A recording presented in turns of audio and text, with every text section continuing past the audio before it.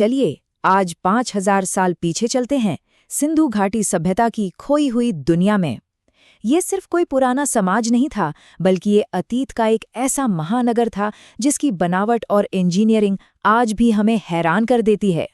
तो सोचने वाली बात है ना कि आखिर कैसे आज से 5000 साल पहले एक सभ्यता ने ऐसे शहर बना लिए जो आज के कई शहरों से भी ज्यादा प्लान्ड और ऑर्गेनाइज थे। यही वो सवाल है जो इस पूरे विश्लेषण की जड़ में है। और यहीं से कहानी में एक और बड़ा रहस्य जुड़ जाता है। इतनी जबरदस्त इंजीनियरिंग के बावजूद हम आज तक उनके लिखे एक भी शब्द को समझ नहीं पाए हैं। सोचिए, ये प्राचीन दुनिया की सबसे बड़ी अनसुलझी पहेलियों में से एक है। और ये पहेली कितनी बड़ी है इसका अंदाजा इस बात से लगाइए कि हाल ही में ये ऐलान किया गया है कि जो कोई भी इस एंशिएंट कोड को क्रैक कर लेगा उसे $10 लाख का इनाम दिया जाएगा। तो जब तक उनकी लिखी हुई भाषा एक मिस्ट्री बनी रहती है, तब तक उनकी असली कहानी कौन बताता है? उनकी इंजीनियरिंग, उनके बनाए शहर, उनकी ईंटें और उनकी नालियां, ये सब बोलते हैं, भले ही उनके शब्द आज खामोश हैं। जरा इस फर्क को देखिए।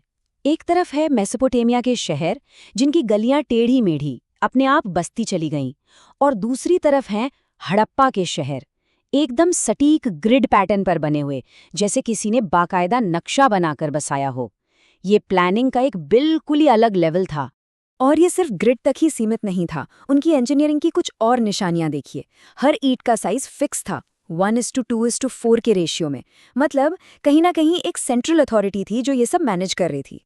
और तो और दुनिया का पहला अर्बन सैनिटेशन सिस्टम, मतलब ढकी हुई नालियां इंस्पेक्शन होल्स के साथ। सोचिए, ये सब हो रहा था आज से 5000 साल पहले। तो चलिए अब जरा जमीन पर उतरते हैं और देखते हैं कि ये जीनियस असल में दिखता कैसा था। हम 3 कमाल के शहरों का एक छोटा सा टूर करेंगे: धोलावीरा, लोथल और राखीगढ़ी। सबसे पहले चलते हैं धोलावीरा। इसका निकनेम है जल दुर्ग यानी वाटर फोर्ट, और ये नाम बिल्कुल सही है। सोचिए, कच्छ के रेगिस्तान के बीचों बीच एक ऐसा शहर जो वाटर मैनेजमेंट का एक जीता जागता मास्टर क्लास था। कितने रेजर्वोयर्स थे वहां? 1, 2, 5? नहीं, पूरे 16। एक के बाद एक 16 बड़े बड़े जलाशय जो आपस में जुड़े हुए थे। ये सिर्फ इंजीनियरिंग नहीं थी, ये एक सूखे रेगिस्तान में जिंदा रहने की तरकीब थी। और उनका सिस्टम था बड़ा सिंपल, पर उतना ही ब्रिलियंट। पहाड़ों से आने वाले बारिश के पानी को पकड़ो, उसे पत्थर के बने चैनल से आगे भेजो, बीच बीच में चेक डैम्स बनाकर पानी की रफ्तार कम करो ताकि जमीन में भी पानी जाए, और आखिर में बड़े बड़े स्टेप वेल्स में पानी जमा कर लो ताकि सूखे के मौसम में काम आए। कमाल है। अब आते हैं लोथल पर। ये एक बजिंग पोर्ट सिटी थी, एक इंडस्ट्रियल हब। यहीं पर था दुनिया का सबसे पुराना माना जाने वाला डॉकयार्ड। ये वो जगह थी जो सिंधु घाटी को मेसोपोटामिया जैसी दूर दराज की सभ्यताओं से जोड़ती थी। और जानते हैं मजेदार बात क्या है? करीब 65 साल बाद यहाँ फिर से खुदाई शुरू हुई है, और मॉडर्न टेक जैसे ड्रोन सर्वे की मदद से क्या क्या मिल रहा है। सोने के बारीक कण, एक यूनिकॉर्न वाली मोहर, मछली के अवशेष, ये सब मिलकर उनके ट्रेड और उनकी डाइट की एक नई कहानी बता रहे हैं। और फिर है राखीगढ़ी। ये नाम याद रखिएगा। हाल की स्टडीज बताती हैं कि ये साइट करीब 3500 हेक्टेयर में फैली हो सकती है। अंदाजा लगाइए, ये मोहनजोदारो से भी बड़ा है। इसका मतलब क्या है? इसका मतलब ये है कि राखीगढ़ी शायद पूरी सिंधु घाटी सभ्यता का सबसे बड़ा शहर था और ट्रू मेट्रोपोलिस। यहाँ मिली लंबी चौड़ी सड़कें और घरों के कॉम्प्लेक्स स्ट्रक्चर्स, ये सब एक विशाल और वेल प्लान्ड शहर की तरफ ही इशारा करते हैं। तो देखिए, इन शहरों की इंजीनियरिंग हमें कितना कुछ बता रही है, पर एक पल को सोचिए, अगर हम उनकी लिखी बातें पढ़ पाते तो क्या होता।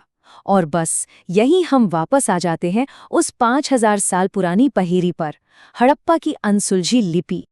तो इस लिपि के बारे में हम जानते क्या हैं? माना जाता है कि ये लोगो सिलेबिक है, मतलब कुछ निशान पूरे शब्द के लिए हैं तो कुछ सिर्फ एक आवाज के लिए। करीब 400 से 700 अलग अलग निशान हैं। ज्यादातर लिखावटें बहुत छोटी हैं, औसतन सिर्फ 5 निशान।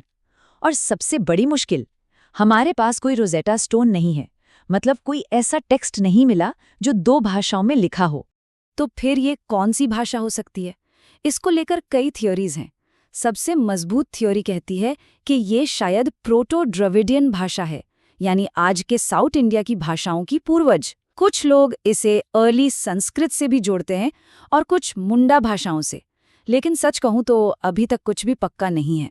लेकिन अब इस खोज में एक नया खिलाड़ी उतरा है, आर्टिफिशियल इंटेलिजेंस यानी एआई। आज रिसर्चर्स एआई का इस्तेमाल कर रहे हैं इन हजारों निशानों में ऐसे पैटर्न खोजने के लिए जो शायद इंसानी आंख से छूट गए हों। क्या पता यही टेक्नोलॉजी इस कोड को क्रैक कर दे। तो हर बड़ी कहानी की तरह इस सभ्यता की कहानी में भी एक शुरुआत, एक शिखर और एक अंत था। चलिए अब देखते हैं कि इसका उदय कैसे हुआ और फिर इसका पतन क्यों हो गया। तो कहानी शुरू होती है करीब 3300 बीसीई में। 2600 बीसीई तक ये सभ्यता अपने चरम पर थी, शहर फल फूल रहे थे। लेकिन फिर 1900 बीसीई के आसपास पतन का दौर शुरू हुआ और धीरे धीरे ये महान सभ्यता इतिहास में कहीं खो गई। तो सवाल उठता है, हुआ क्या था? देखिए, कोई एक वजह नहीं है। ज्यादातर थ्योरीज इशारा करती हैं एनवायरमेंटल फैक्टर्स की तरफ।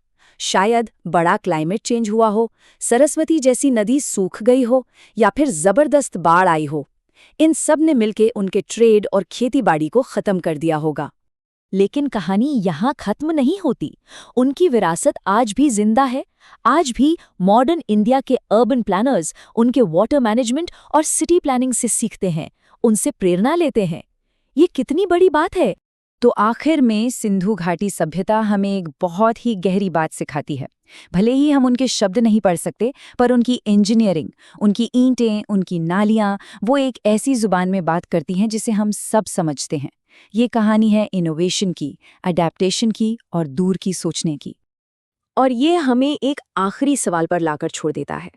जिस दिन वो $1 मिलियन का इनाम कोई जीत लेगा, जिस दिन हम उनकी लिपि पढ़ पाएंगे, उस दिन हमें हमारे अपने इतिहास के बारे में और कौन से राज पता चलेंगे। कौन सी कहानियां हैं जो आज भी उस मिट्टी के नीचे दबी हैं, बस किसी के पढ़ने का इंतजार कर रही हैं।